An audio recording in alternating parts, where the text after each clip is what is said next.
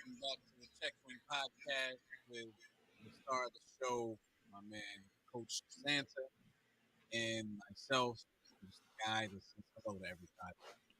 Welcome to the Check Swing Podcast. It is Wednesday night, 9 o'clock, so that means we are here to talk some sports with you, talk some local sports, some local Philly sports, and maybe some things on the national scene. And of course, at some point during the show, Miguel is going to stump me with some trivia, and I'm going to try to do the same. But I took the lazy route, and I'm getting my questions from a game, whereas he did the research. But like I like to start every show, y'all know how it is. I like to ask people how they been. So Miguel, it's been a week, brother. How you been? Been well, sir. Second week in our new home. So we've actually unpacked 1 1/3 boxes. Um, That's it. that's it. Because every morning we get it, we're like, no, not today. Um, Moving is the worst. It's moving like is the worst. terrible at the same time. Yeah, I mean, so we bought furniture, new bed, new dining room set, all that stuff about a month ago. And about 2 weeks before we were supposed to move in, they said, "Oh, we're gonna have everything in about 2 weeks." We're like, "Great!" So we slept on this air mattress for about 6 days, and then I think me and my wife woke up, and I'm like, "Why are you dipping in the middle?" And then all of a sudden, it felt like a water bed. So we're like, kind of like doing this. So the air just happened to get out of it. So we are sleeping on a twin bed, and it's the best feeling in the world right now. So Twin bed, huh? yeah, That's interesting. yeah. Reminds me when we first got married. Hey, well, you got to start somewhere, right? That's it. Um, I myself, I passed through Baltimore, and I said, "Hey, I wonder where Miguel lives now." Not Well, that I was going to crash at your house, crash your house, but I was just like, I wonder where Miguel lives. It was not too far from here, because as you know, I myself went out of town with the family this weekend. We went to Cary, North Carolina, and if anybody follows me on social media, you know that I had to stop by University of North Carolina's bookstore and purchase some items. Okay, I didn't go crazy. I almost did, but I'm glad I did not. Because anybody that knows me knows I am a big UNC fan. I have been for a very long time. No, it's not because of Michael Jordan. I'm actually not the biggest Michael Jordan fan in the world, like most people are. But I do like Michael Jordan. I respect the game. Um, but I there is a story as to how I became a University of North Carolina fan. I mean, one day I could tell it, or I could tell it today. It really doesn't matter. But had a good time, and it's funny you talk about sleeping on what you guys were sleeping on, because we slept on what I believe was a Tempur-Pedic mattress. I'm not sure it was, but I think it was a Tempur-Pedic mattress, and it was also a king size bed, so it was like oh, huge. um and we don't sleep on a king size bed here, but it was comfortable. um and I started thinking, like, when I thought about it, right, and we went from the king size bed to coming back home to a queen, and I was like, wow, this is a big difference. The wife has been saying, no, we need a king size bed, we need a king size bed. Look, I'm 5'4", and my wife is a couple inches shorter than me. Why in the good Lord's name do we need a king size? I can sleep in the queen size bed in any direction I want and still be on that bad boy. we did the same thing because we had a king size bed too. We're like, you know what? Well, there's a debate on how tall I am. My wife always debates, and I always tell her what the doctors and the medical professionals in these United States have told me is that I'm 5'7". Okay. Okay. She says you're not 5'7" because I'm 5'7" and I'm taller than you. And I'm like, well, the devil is a liar. And these doctors, whether they're paid or not, told me in their professional opinion and their official measurement, whatever, that I'm 5'7". So I'm going by 5'7". And you got to hold on to that. Yeah, my driver's license actually does say 5'6", but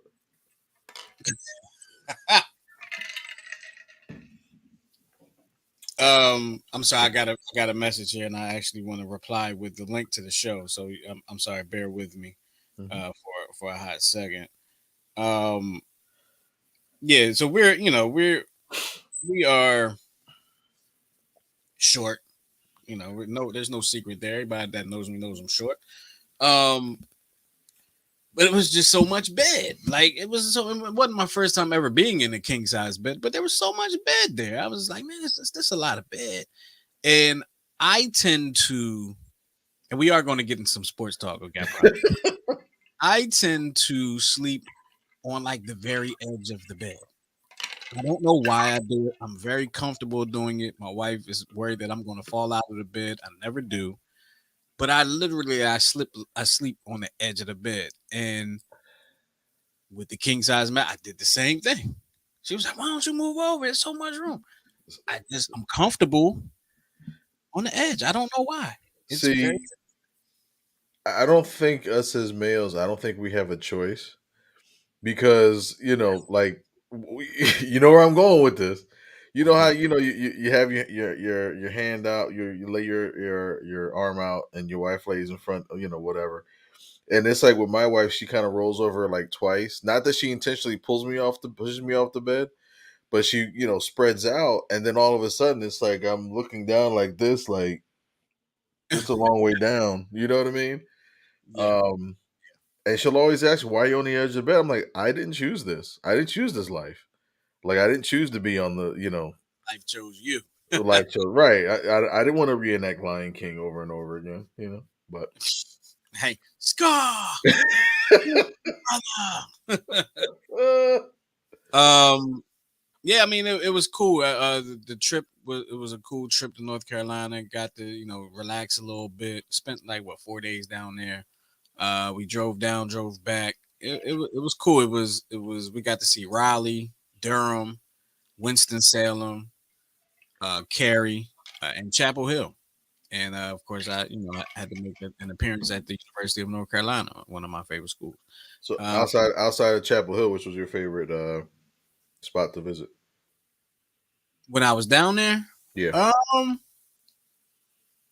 wow, that's a good question. Probably Raleigh, probably Raleigh, but we didn't really do much in Raleigh. Like we just kind of rode around just to scope the scene out, see what the neighborhood was like, downtown Raleigh and all like that. right. And downtown Raleigh and downtown Durham look almost identical. Like I, you know, it looks almost identical. Not so much for Winston Salem. It was a little different. Um, at least in the areas that we were in.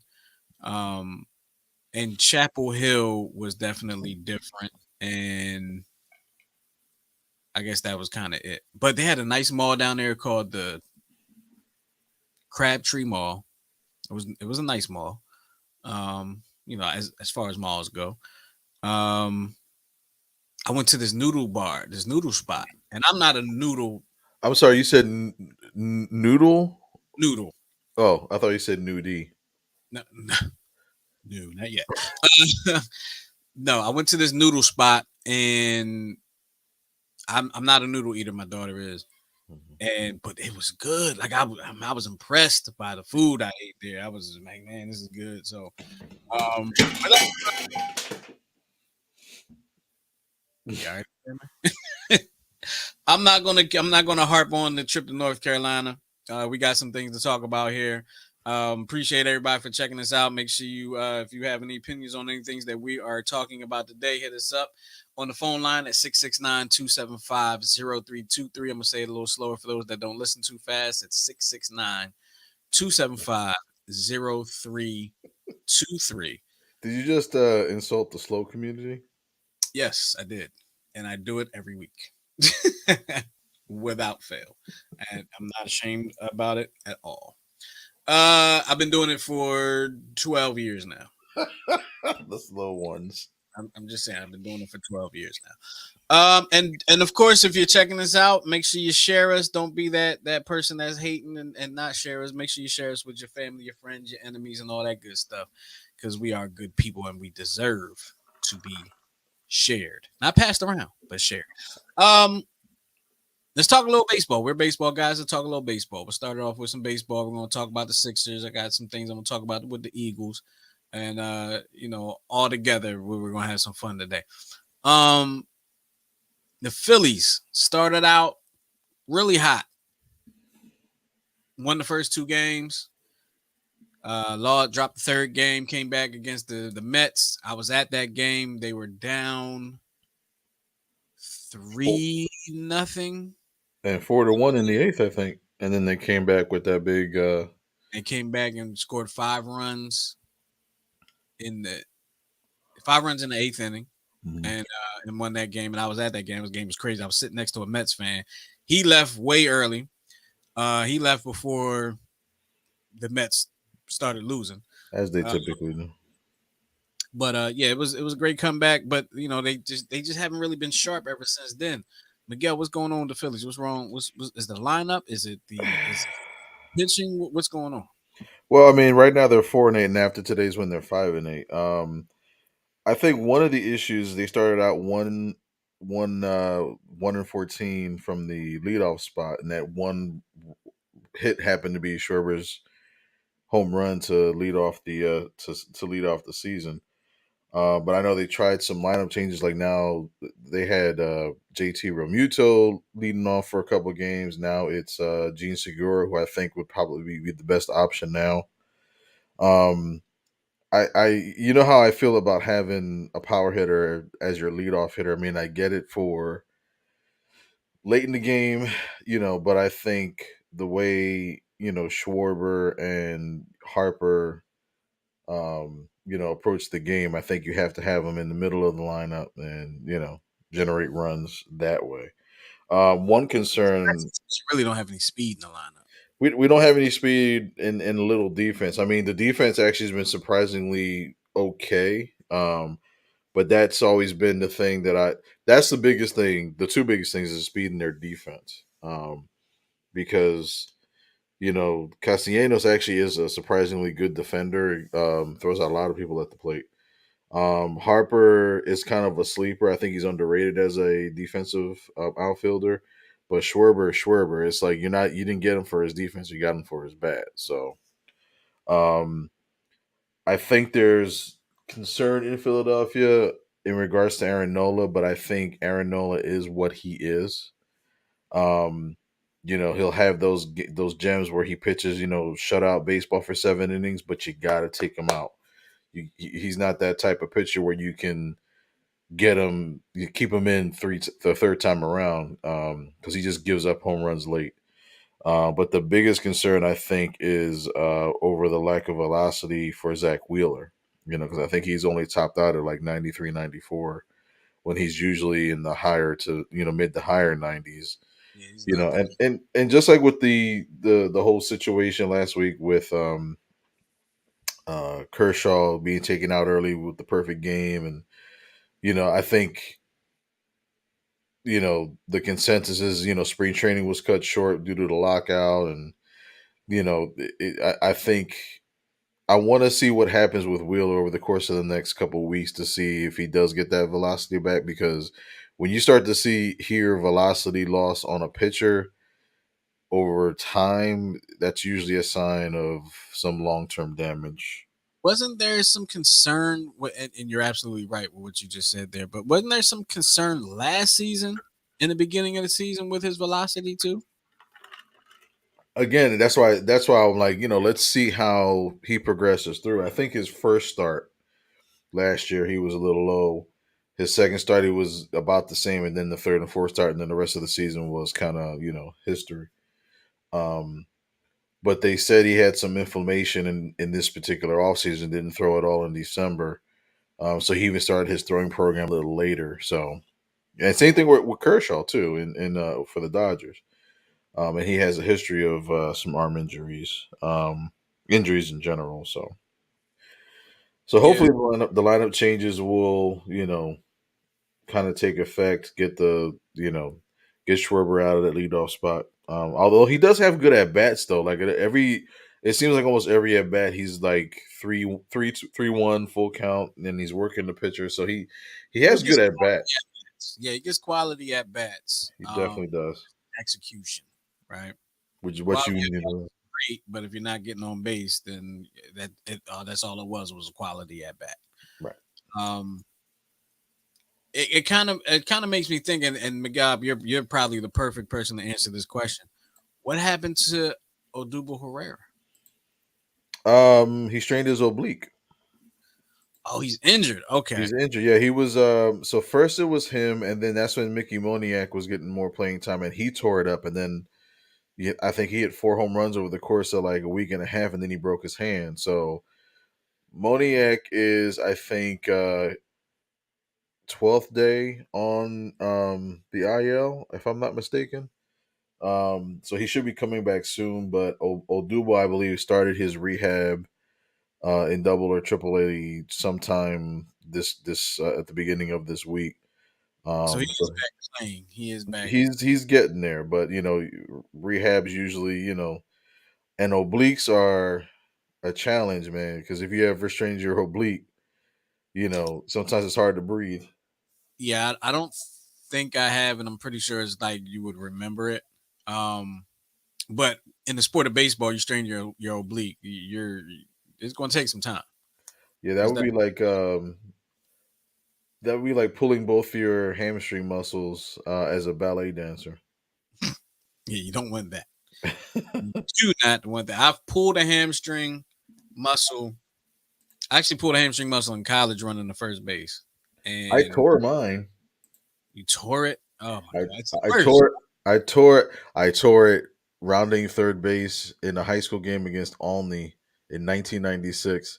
And as I was rounding third base, I felt it pop right in the middle of my hammy. From what I was told, my friend said I looked like I was a bulldog that got shot, because he said I jumped up and I made this sound, and then all of a sudden I was like hopping to the plate. I actually ran over the catcher. Like I literally like went up to him and just collapsed on him, and I was called safe for some reason. Yeah, fun The, stuff. the hamstring is tough, man. It's a tough injury. I remember, I think when I pulled mine, I never got anything. I don't think it was anything worse than a pull. But if you feel the pop and you Hmm. kind of hear it, and when it happened, it almost felt like I lost control of my leg. Mm, Like it felt like it just felt like my leg was just extra loose yeah. compared to it was my right leg. But I wasn't getting a lot of playing time, so I didn't come out the game. I didn't come out, and I was playing catcher, and Mm. I was playing catcher with a pulled hamstring, and then had to get on the bus and go back to campus because it was a road game. So Wow. it was rough. That was a rough weekend, Yeah. and we were playing our rival too. Um, so that's the Phillies. I mean, I don't want to talk too much about the Phillies. It's early in the season, not even close to the All Star break. They still got some things they got to get together, so I'm not going to trip on them. But there has been some controversial things happening in the world of Major League Baseball. Um, and one of them is a play at the plate in which there was a controversial slide involved. And I want to remind you that if you have any comments on what we're talking about and on this video that we're about to show, you can hit us up at 669-275-0323. That's 669-275-0323. So um I'm going to take this down. What are we looking at here, Miguel? So this was a play at the plate during a game between the Padres and the Reds. Luke Voigt is rounding the bases, headed for the plate, as the video freezes in perfect sequence. Of course it does, right? Right. It'll come up. So as he's rounding the plate, Jesus Christ, there's like a whole bunch of pop-ups coming up. He slides at the plate. Okay, here it is.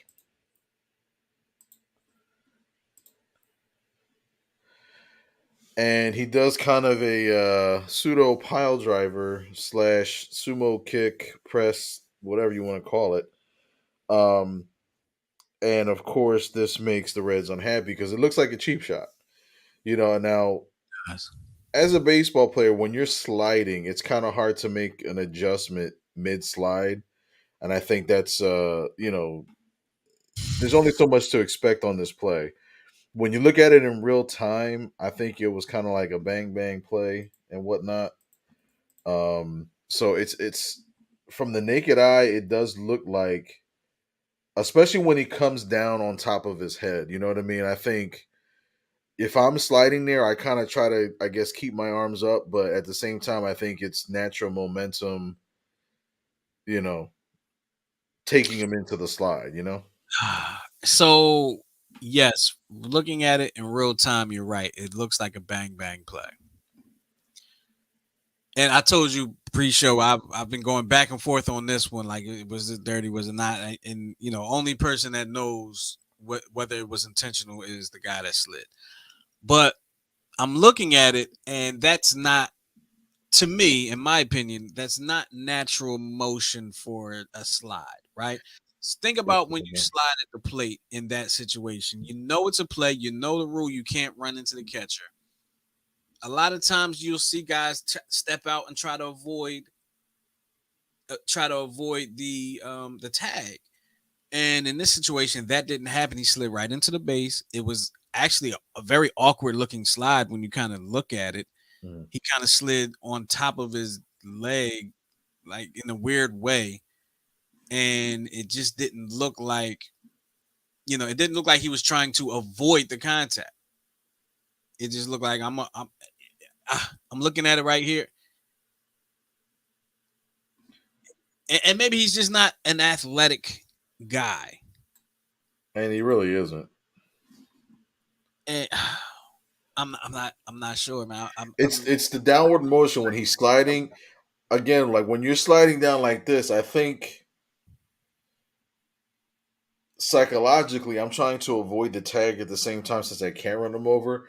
But when Right. you're putting your arms and now you're going down and you're putting your weight, knowingly putting your weight on top of somebody, then to me that kind of reeks of intentional. Exactly, and that's that. Yeah, it looked like that was intentional. I'm sorry, it was very intentional. It almost looked like he was going to be a pop up slide, but pop up slides at the plate.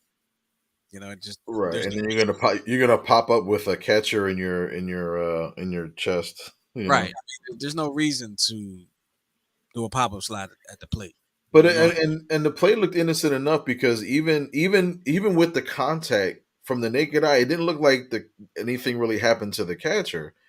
But then when you look at it from another angle, it looked like his elbow kind of jammed like this, and then you see his neck kind of jerk back. So kind of like that whiplash motion. So you know, I was surprised that he actually did get a concussion out of it, but it didn't seem like the hit was detrimental. But It didn't seem like it, but as you can see, the catcher definitely it took a toll on him. As yeah. we saw in that last video, he would the team doctors or whoever was around him trying to see how he was doing. But um, I lost my train of thought. I lost my train. I was getting ready to say something else about that play, but oh, I know what I was going to say. Was he out? Was he called out? He was called out, yes. Okay. Because I mean, he was actually out by like 30 feet, Yeah, he was definitely out. So I just want right? to make sure. Because the catcher did actually hold on to the ball. Um, I can't remember if I don't know. I don't believe that he got ejected, but I think the manager from the Reds got ejected for arguing. Really, your guy gets jacked up and you get ejected for standing up for your guy. How about that? That's something. Um, Some other stuff that happened recently in the world of Major League Baseball. So, we've talked on this show about the rule changes that have happened, especially over the last couple years, or last 2 or 3 years, and especially when it comes to pitching and warming up and between innings and the time that you have. Now, baseball was once a sport with no time whatsoever, no clock on the game whatsoever, right? Um, Now they're trying to speed up play by putting time limits on how much time a pitcher can take in between pitches, how much time they can take to warm up, how much time, whatever the case may be. In this next situation, Miguel, Mhm. what do we have going on here? So in this situation, we have pitcher Kelly Jansen, who Oh, hold on. Okay, I know I don't pay the most attention. You can pause it. I don't want to overtalk the thing. I had no idea he played for the Braves now. yeah, how about that? Braves. I thought he was still in the Dodgers. A Wow. funny situation. I think it was last night. Braves were playing the Dodgers in L.A. and Kelly Jansen faced Freddie Freeman and got him to pop up for the save. So it was pretty funny. How about that? But go ahead, set it up, Miguel. I'm sorry. All right, so there was a rule that was written in a few years ago where from the time if a pitcher's warming up, and then there's a pitching change, as soon as the pitcher's name is announced on the PA, he literally has about 2 minutes to get from the bullpen to the pitcher's mound and to throw his warm up pitches. 2 minutes. Now, usually by rule, when the clock gets down to 25 seconds, the umpire will put up a number one saying that's your last pitch. So in that last 25-second sequence, what's supposed to happen is pitcher throws his last pitch, catcher throws down to second, they whip it around, and then the batter comes up, gets the at bat ready within that 25 second span. So what happened here, and this happened fairly recently, while he was warming up, here's the umpire here saying one more. And again, that's at the 25-second mark. So he's telling them, no, you're done. You gotta cut it. Jansen's like, listen, he literally only threw three warm. This is his third warm up pitch. That's And all he was they given. get five. Say again. And normally they get five. I normally get five, right? So here's the sequence: 25 seconds, umpire calls. So what kind of a backstory is the Padres moved the bullpen further away from the field, so it's a longer walk. So that's kind of what he's arguing when he starts to actually argue with the umpire. What I find funny is how the umpire is like, "No, we're done," and he stands literally on home plate and says, "You're done." He's calling for the batter to get it going. So of course, Hanson or I keep calling him Hanson, Jansen. It's kind of a creature habit. Like you got to have those warm ups, from the pitcher's mound. And of course, the first pitch that he throws, he kind of, he pitches it in the dirt.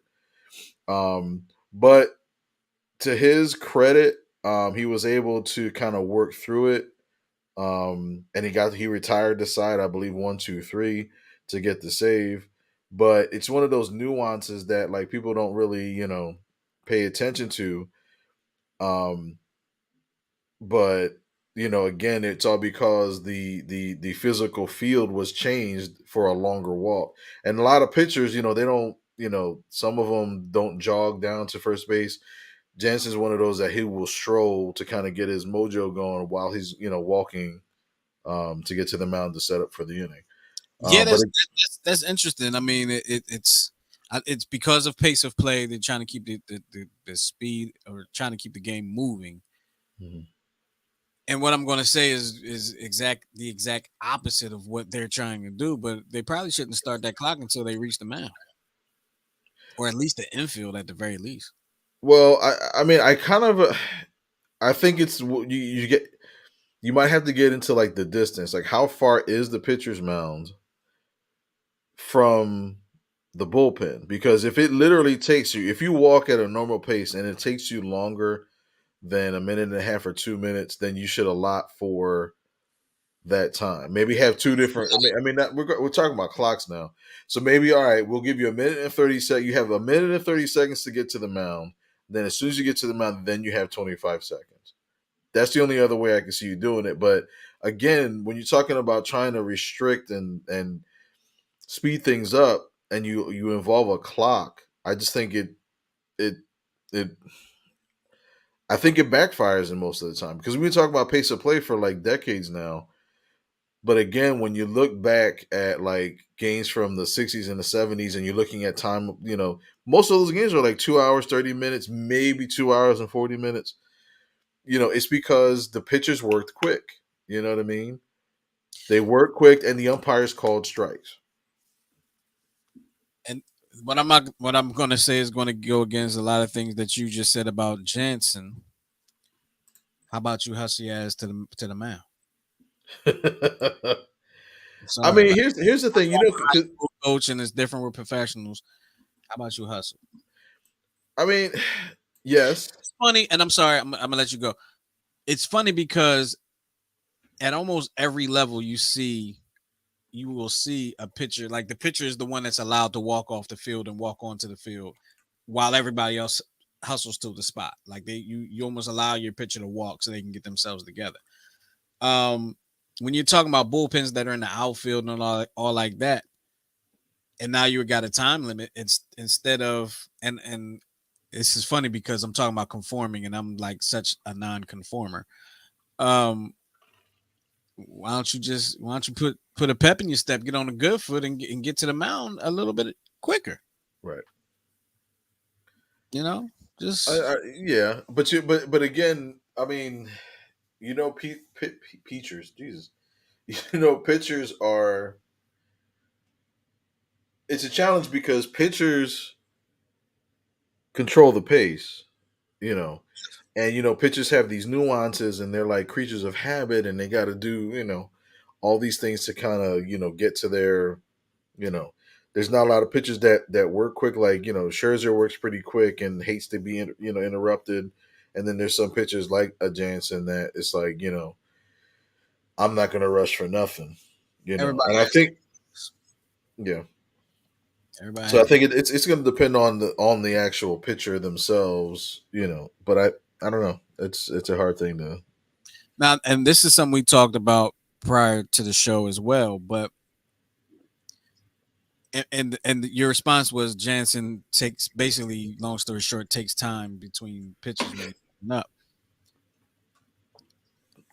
I feel like if the clock is down to 25 seconds, you can get more than one warm up pitch in 25 seconds.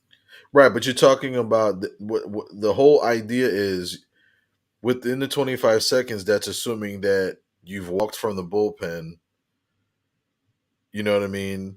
And Well, what I'm well, even if that's the case, I mean, if I've only thrown three warm up pitches and I have, what I'm saying is 25 seconds, like it should be 10 seconds, one more pitch. You know what I mean? If right, you haven't gotten your five in by the time the clock is at 10 seconds, then you got one more pitch, 10 seconds. Like we're not going to, but right. 25, that's a long time. Yeah, I think because they're accounting for the last pitch, the throw to second, and then the batter walking. Because I believe too at 20, I think it's at the 10-second mark is when they announce in the PA the hitter, and that's when he either should be going in the box or in the box ready to hit.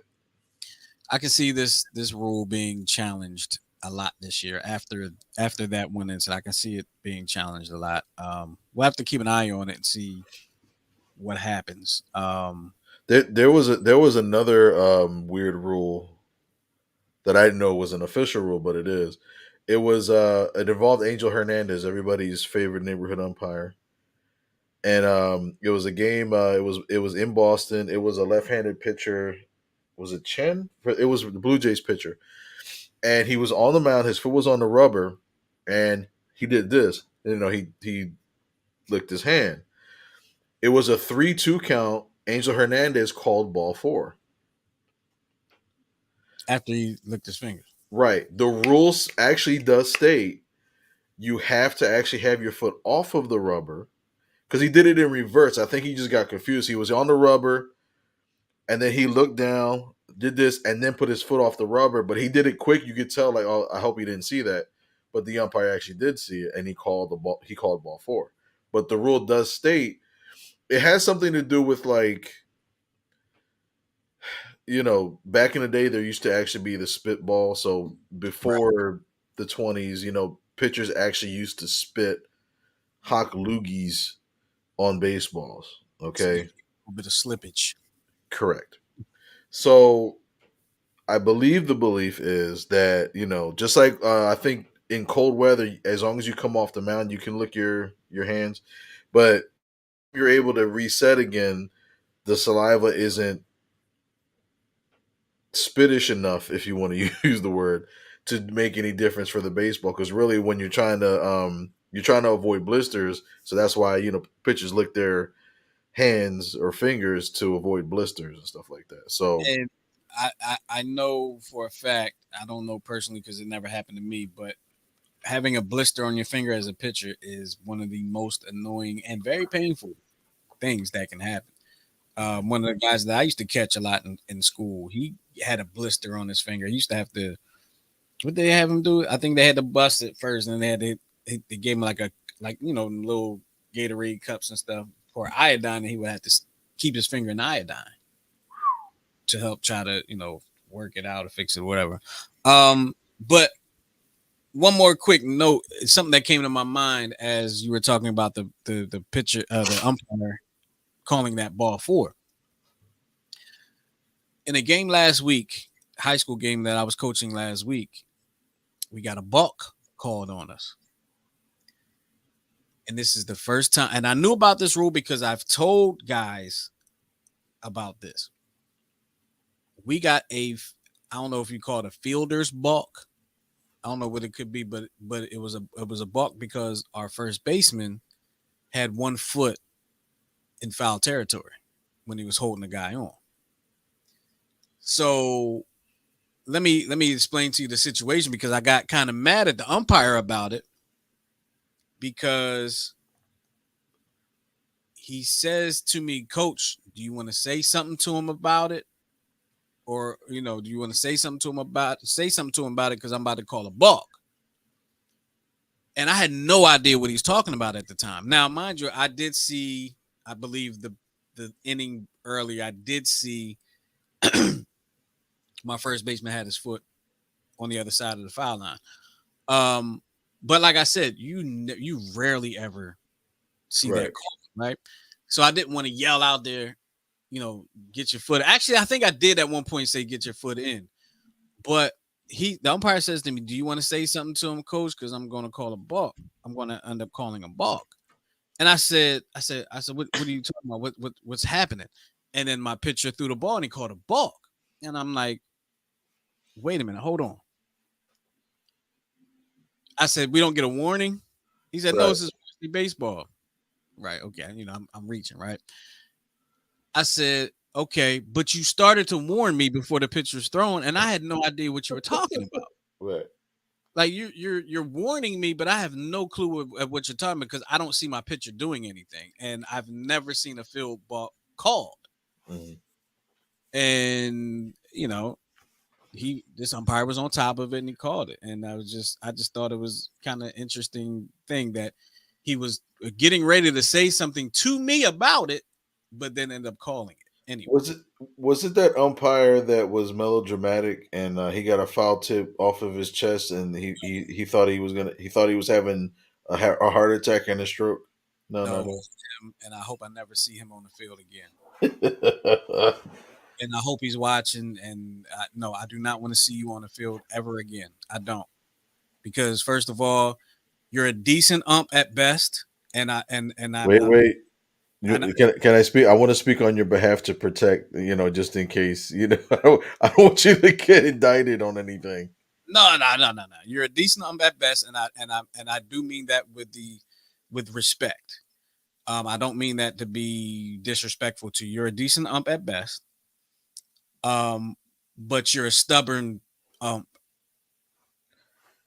nonetheless. Like you make poor calls, and you make poor calls, and you never allow anybody to talk to you about these poor calls because you want to throw them out of a game. because they want to say something to you about it. This same umpire called the same our same player out at first base when he beat the thing there by a step. He beat the play by a step and a half and called him out twice in the same game at first base. And I wanted to say, man, what did that kid do to your wife? That's the type that's the type of time I was. That's how mad I was about it. And that's mad for me. What did he do to your wife? Because there's obviously something personal there that you're gonna call him out. The second play wasn't even as close as the first one. So I actually requested, if you're watching, which I doubt you are, but I actually requested to never have you umpire our games ever again. And we haven't seen you since. So I hope that that's still in play because I never want to see you again.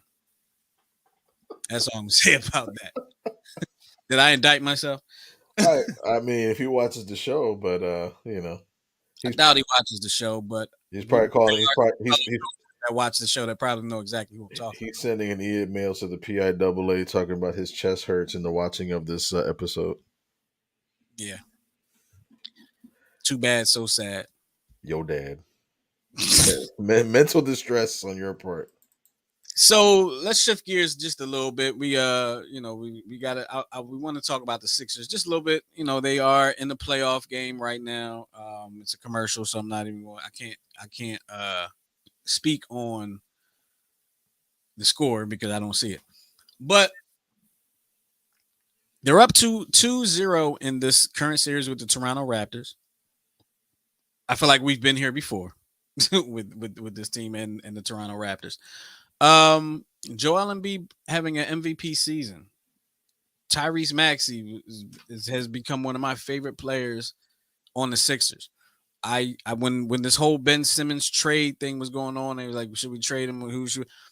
I had three guys that were untouchable in a trade for me: Tyrese Maxey, Joel Embiid, Matisse Thybulle. We still have those guys. I'm happy we still have those guys. I believe those guys are building blocks to a championship. Um, there's a lot of talk about there's a lot of talk about Embiid not winning the MVP this year because reporters do not want to give credit to the process. And the process being, if you're in Philadelphia, you know what that means. The process is the years that the Phillies the Sixers pretty much tanked their seasons in order to get higher draft picks and better players. And Embiid ended up being one of them players. Actually, I feel like Embiid might be the only player still around from the process. They traded away Markel Fultz. They traded away Ben Simmons. They traded away Nerlens Noel. They traded away Jahlil Okafor. They traded away what was the guy's name that they traded? They actually drafted Mikal Bridges and traded him for the guy. His last name is Smith. I can't even think of his first name right now. But they traded away everybody, even though all the pieces, a lot of the pieces that they received in trade, they got rid of those too. Embiid is, I think, the only one still around from the process Sixers. Miguel, I know you're not the biggest basketball fan anymore because you think it's soft. But do you think this is the Sixers' year?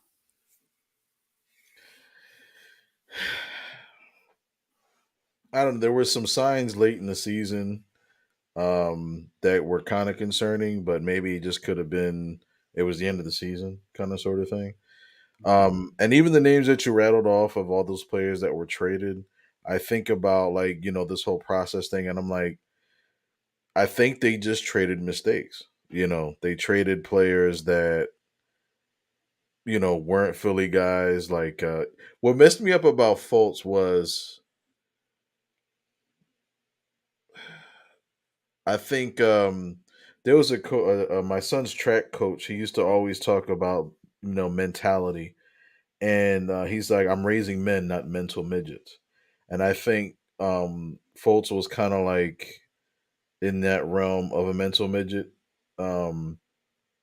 because a lot of the stuff that he was dealing with wasn't physical; it was more the mental side. And then you have like a Ben Simmons, you know, there's rumors of a back injury that may be more serious than anybody's letting on. But, you know, when you're sitting at the sideline of a Brooklyn game and you look like Yoko Ono and John Lennon at the same time, um, you know, I think that, with this whole process thing, I think it, when you look back, trading away the mistake draft picks, because again, Nerlens Noel doing? What's Okafor doing? You know what I mean? Um, Good question. I feel like Okafor might still. I feel like I saw him on somebody's team. I don't know if he was like one of them COVID signings at one point. Nerlens Noel was on the Knicks. He might still be on the Knicks. But there are actually, believe it or not, there are actually a lot of process Sixers that are still in the league. I mean, they're not all stars, but they're still in the right. league. They're all still in the league. It's just like, even, I read something today that, Simmons may be playing in game 3 or game 4, so he may make his Brooklyn debut. Yeah, Um, he could. He very well could. I mean, but you I got think, Jeremy Grant in Detroit. You got Rashawn Holmes in Sacramento. You got T.J. McConnell in Indiana. There's a lot of guys still. There was one more guy I was thinking about. Doggone it. He was playing for Portland for a little bit, and I don't know where he is now, but there's some process Sixers that are still hanging around and making a difference in the league, and it kind of makes you wonder, like, what happened if you had kept some of them guys? So those guys, they've established themselves, and not necessarily a T.J. McConnell, but a Jeremy Grant who was on the Olympic team. right. You know, and he has been an All Star. I think he was an All Star. Don't quote me on it. I think he was All Star, but that process, they don't want to justify the process. From actually, Markel Fultz said it. Markel Fultz said, these reporters don't want to justify the process. That's why they're not giving Embiid the nod for MVP. Yeah, and I think, as far as the process, it's like the league created this. Like, you created the opportunity for this process to be. I mean, and the Sixers, I think, kind of over embellished it, and were open about it. They were the first team to really be open about it. But you've been doing it for years. Oh yeah, yeah, they have. Wasn't there a couple of Celtics teams that literally tanked for 2 years and then can't come out, winning championships, multiple championships during the Garnett years? So, Like, if you're talking about like the team back in the late 2010, 2000s, yeah, I the guess. Garnett, yeah, when the team So that Kevin Garnett was they, on, I think there was one yeah, year with. they stunk.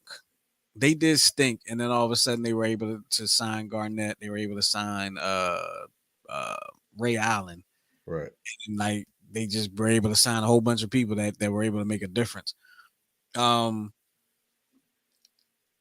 and then and and then would really set the Celtics into, and they haven't won a championship since, but they've been contending for almost every year since. They traded Garnett and they traded Paul Pierce to Brooklyn for like a king's ransom. Like, it was so many draft picks I mean, the Celtics had more draft picks than they knew what to do with. Mhm. And the Nets stunk in a sense, and they were high draft picks.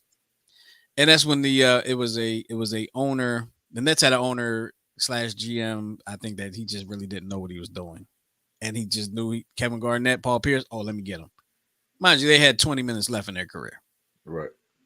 So, so yeah, so shout out to the Sixers. I think they're down by. Oh, let me see what the score is. Let me see if they put it up. I'm sorry. I know they are down by a little bit right now. I think they're down by 6 right now. Yeah, So I think they have a legit shot though. they're down by 4. Excuse me, I was looking at it the wrong way. They're down by 4. Yeah, but I think they have a legit shot because Embiid is different this season. Just from his mentality, and we're not hearing stories about him overdosing on Chick-fil-A, and him having a start, because you remember he had like 4 stomach viruses in the span of like 6 weeks. I'm like, I like Chick-fil-A too, but damn. Yeah, he was having a rough time. Yeah. He hold on, let me see. I got people texting me about the show. I want to know what he did to umpire's wife now too. Yeah, me too. I still want to know. Um, so I hate to say this as a fan because I want to believe in my team. I think they are good enough to win a championship, but I just don't think it's going to happen this year. It just doesn't feel like it's going to happen this year. You know, Would would you have felt better if, because I think I would have, if the Sixers would have re-signed Jimmy Butler? a couple years ago, yeah, absolutely, and as opposed to Tobias Harris, Yeah. like they basically made the decision to buy. I mean, yeah, Tobias over Jimmy. Yes, yes, I would have felt better. Now I like Tobias. I don't think he's the player that Jimmy Butler is, at least for this team. Um, and you see what Jimmy is doing in Miami. He's an amazing player. He's leading that team, and you know he's a voice there, and they follow him. Um, Jimmy would have been great on this team, and he would not have had to like, and Embiid would have carried the load. You know, Right. so yeah, he would have been great. We probably wouldn't have Harden right now if that were the case. Maybe I, because we traded Ben Simmons. I think that's where I was going. Like, could you imagine having Jimmy Butler and Harden and Embiid? Man, I mean that's as close to a guarantee if I we'll see heard how of it. because So, that would be interesting. That would be interesting. Now the problem with Jimmy Butler was that he there was talk that he didn't really like the coaching situation. He didn't really like Ben Simmons. You know, he kind of thought Ben Simmons was a little soft. Um, but you know, it is what it is. That time has passed. Maybe Jimmy becomes a Sixer again one day, but I doubt it. But yeah, we had a chance. We had a yeah, chance. I think that the franchise made the wrong decision. yeah, I really do. But with that being said, I think it's time for Miguel to try to stump me, and maybe time for him to be stumped as well. we're going basketball. I see. And you know what's so messed up about this right now? What's that? You got three jerseys up there, right? Correct. And it must be somebody that I should know, but there's three jerseys up there with no accolades. Correct. No accolades whatsoever. Is it the Phoenix Suns, the Charlotte Hornets, and the Phoenix Suns? It is the Charlotte Hornets, the Philadelphia 76ers, and the Miami Heat. So which one? Because all right, I can't tell which one. Obviously, I know which one is Charlotte. What team did he play for first? Charlotte. And then The Sixers. the Heat. Then the Heat. Matt Geiger. Ding a ling ling ling. Damn boy. Yes. It's three in a row. And I do not remember Matt Geiger playing for the Heat. That's the crazy thing about it. But that's You, the only Hornet that I could remember playing for the Charlotte and then the Sixers. and I always remember Geiger because remember he went off in the first two games of that championship against the Lakers because they were like, oh, he hasn't played in a couple months. He's got two bum knees, and then he like dropped like 10 in the fourth quarter to win game one, and I think dropped another like 8 in the fourth quarter of game two. But It's so funny that team, that 2000 was 2001, that 2000 2000, 2000 2001. was it was so amazing in the sense that you had Allen Iverson who was an unstoppable force offensively. But then everybody else was a role player. Like today in today's game, excuse me, you got a lot of team situations where there's a lot of all-stars playing on the same team. Even back then you had multiple all-stars playing on the same team. I mean, think about The who they Lakers. left for the championship that year. The Yeah. Lakers they had Kobe and Shaq.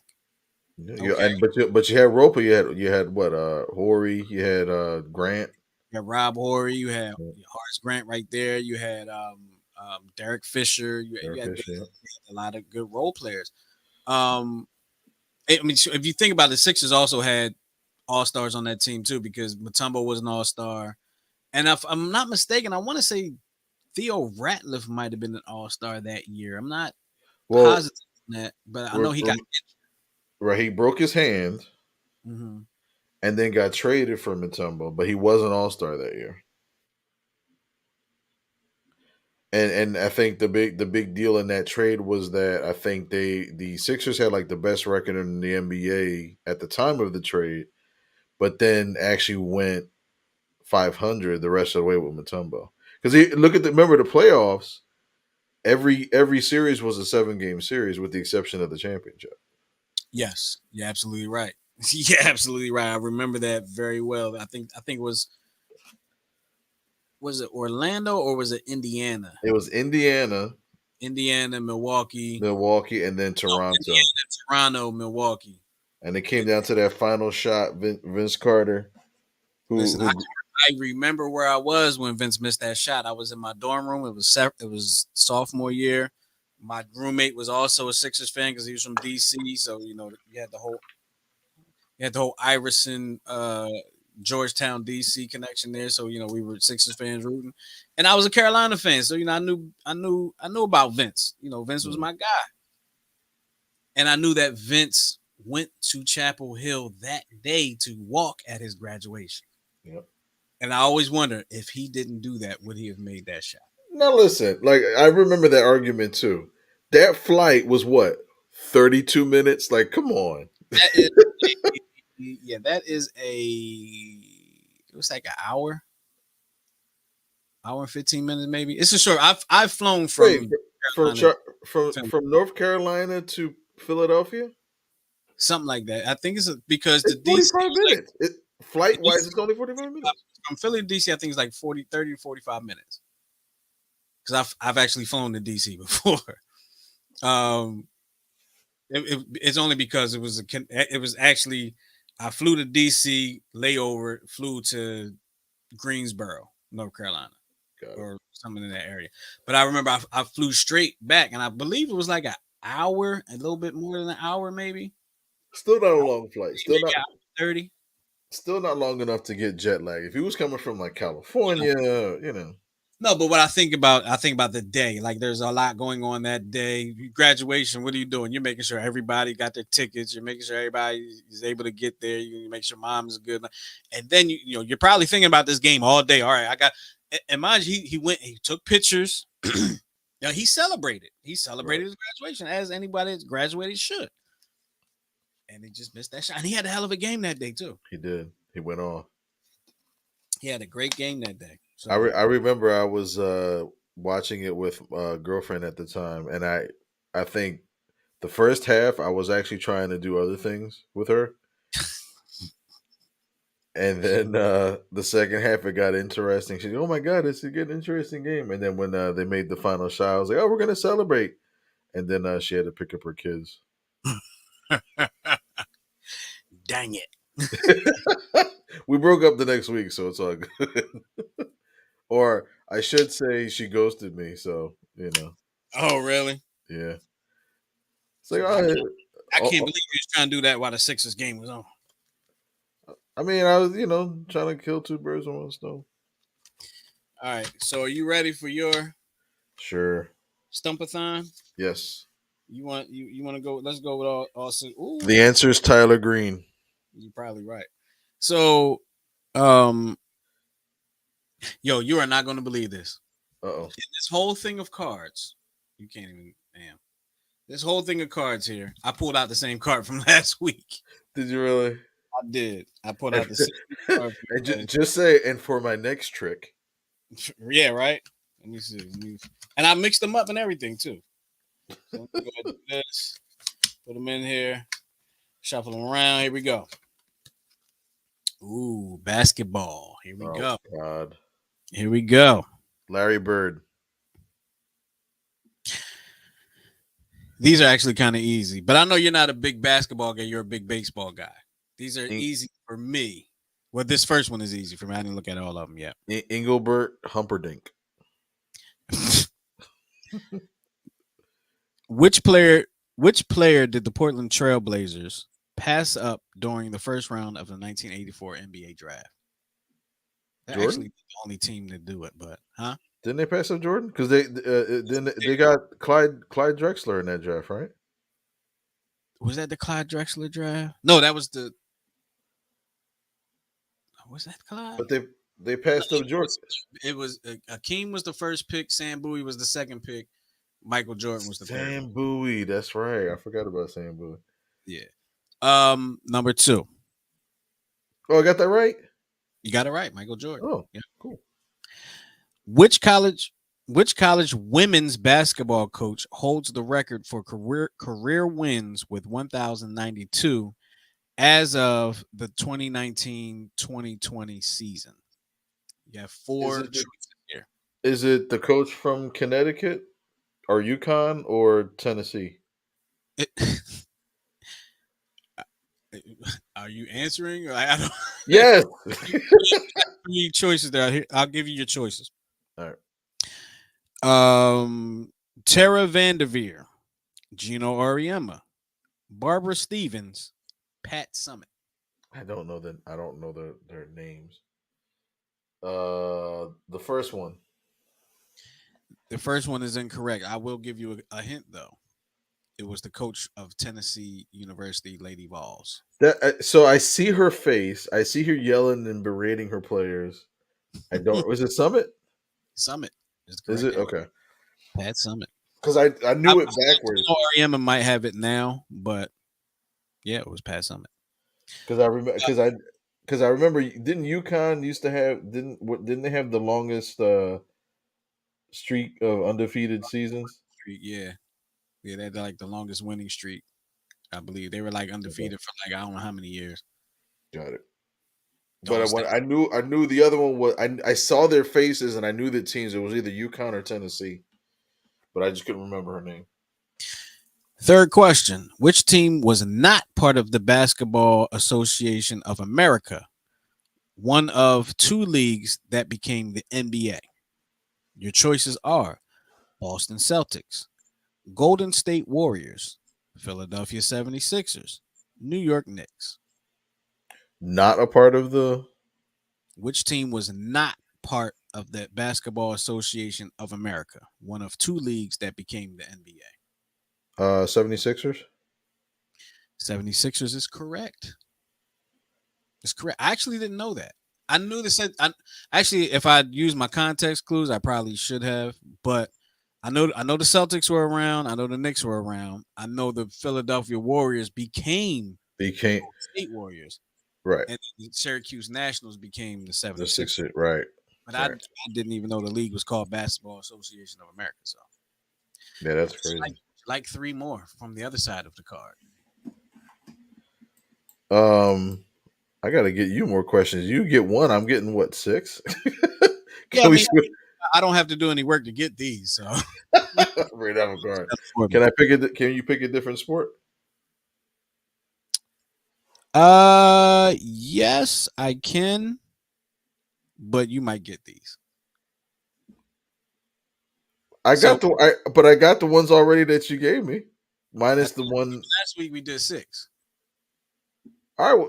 Oh, 6 of the same sport. Yeah, we did. All We right. did one card. All right. I I'll be think happy with it. I definitely think you'll get this first one. All right. Shoot. Which type of fruit baskets did players toss balls into during the earliest basketball games? What? What type of fruit baskets? Because the baskets were first, they were actual baskets. Right. That's Right. Right. Right. baskets. Orange baskets. So your choices are apple, cherry, melon, peach.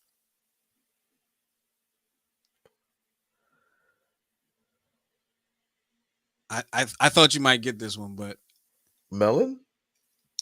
the answer is peach. Why would I know that? Just because, like you may have heard it before. I never knew the type of basket that was used. I'll give you three. I'll give you three baseball questions. Okay. like you'll probably breeze through these. So, how many games do MLB teams play during the regular season since the schedule was expanded in 1962? 162. That's correct. I didn't even bother giving you the multiple choice on that one.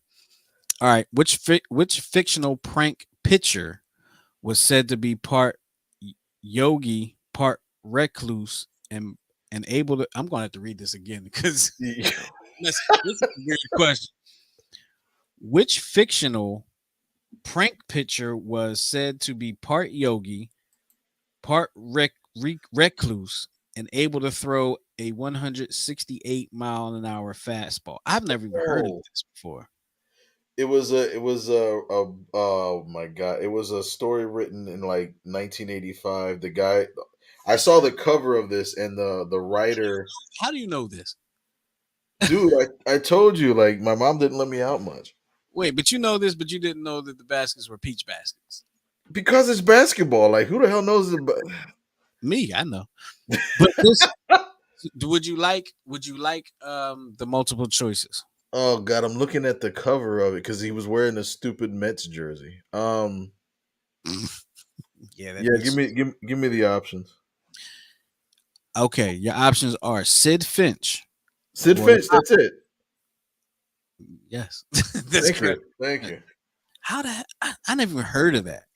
It was a writer, a ghost, not a ghost writer, like you said, it was a fictional, but he put it was like in an article of like Sports Illustrated in like 1985, and he even created the story that he lived in like Alaska or something, but he threw whatever, and then but people like were led to believe, because that's how good the story was written, that this was a real person, so people would actually try to visit to find this guy.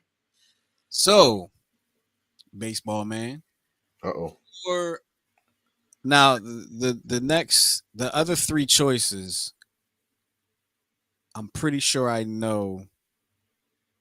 I definitely know two of the three choices where they came from. Would you like to take a shot at where the other names came from of the multiple choices?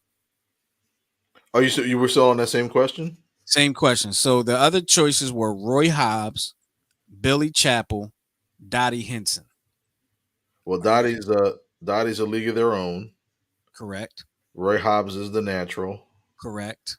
I don't. What's the other one? Billy Chappell. Billy Chapel. Billy Chapel. I personally have no idea who Billy Chappell is. Unless that Uh, was like I have no idea who Billy Chappell is. is that from Bull Durham? It might be. I have to make an admission. I've never seen Bull Durham. However, I did see the Durham Bulls playing to this week You here did it in reverse. in, I think Billy Chapel was the pitcher in Bull Durham. in Bull Durham. He was. I They should have gotta, put Henry Ron Gardner on here.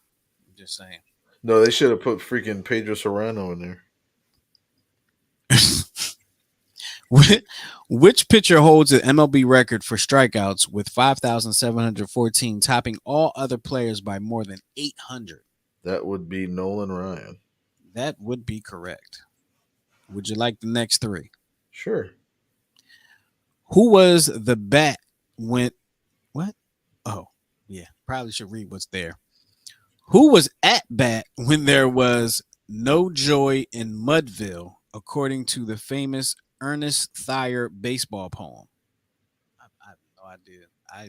I have no idea. I mean, I have the answer in front of me, but I've never heard nothing anything like that.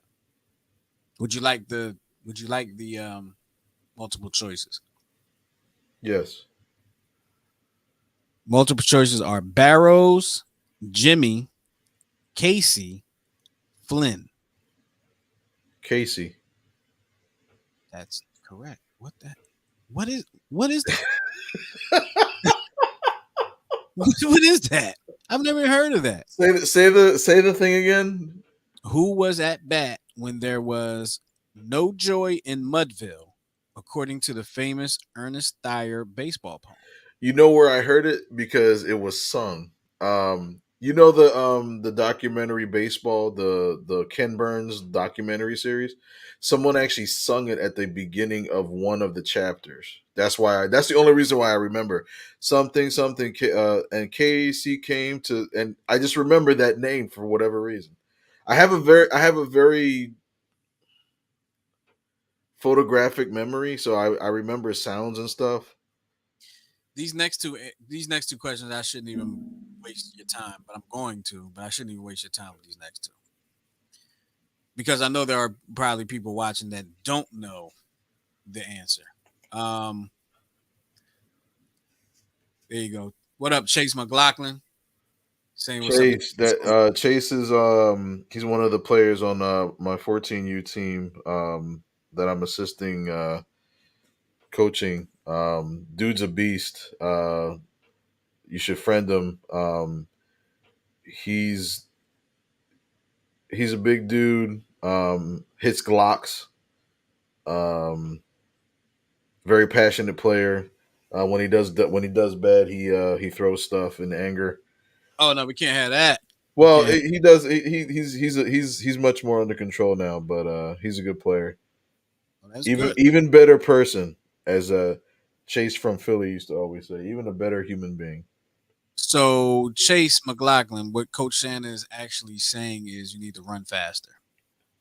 That's He's got some speed. No, I'm just playing. I'm just playing because Chase doesn't know me, so I just wanted to put that out there. So these next two questions are like layups. They're so easy. Like I really don't want to bother you with these questions, but I will. What is the distance between each base on the standard MLB baseball diamond? 90 feet. Like what? Would you- It's on the card. It's on the card. This one is easy. This one will be easy for you. It may not be easy for everybody, but it would be easy for most baseball fans. Which outfielder made an over the shoulder catch in the 1954 Willie World Series, Mays, now known as now known simply as the catch? the catch. Billy Mays. The Say Hey Kid. Say hey kid. I used to work with Barry Barry Bonds' godfather. I used to work with a guy who was a big Giants fan, and he used to always tell me about. He used to always talk to me about Willie Mays because he knew I was a baseball guy, and I might have been like one of the only baseball guys that we worked with, and he would always tell me about Willie Mays, and I would always listen to because he saw Willie Mays play and all like that. So um, there you go. Okay, so Chase said I'm pretty slow, only fast when I want to be. See, he's open. He's always he's honest too. I'm like, Yeah, bro, that's a like little I'm. too honest, Chase. A Oh, he little too. wears pink. He also wears. He also since he's gonna be honest, he wears pink Crocs. I'm not. You know, Well, it's I a don't. thing. It's a Maryland thing. It's a Maryland thing. Like I No, see it's not. Crocs. No, it's not. It's I not just a thing. are Unfortunately, are you seeing it up there in Philly? not just pink, but they're like colorful, multicolored Yeah. on the baseball team. Yeah, Yes, I saw one the color of like it was like Skittle purple. seeing a lot of all that. Yeah. Seeing a lot of all of that. Um, yeah, and then they decorate them too. So What is that? I why? it's just I don't know. It's a today thing. We're old heads, Miguel.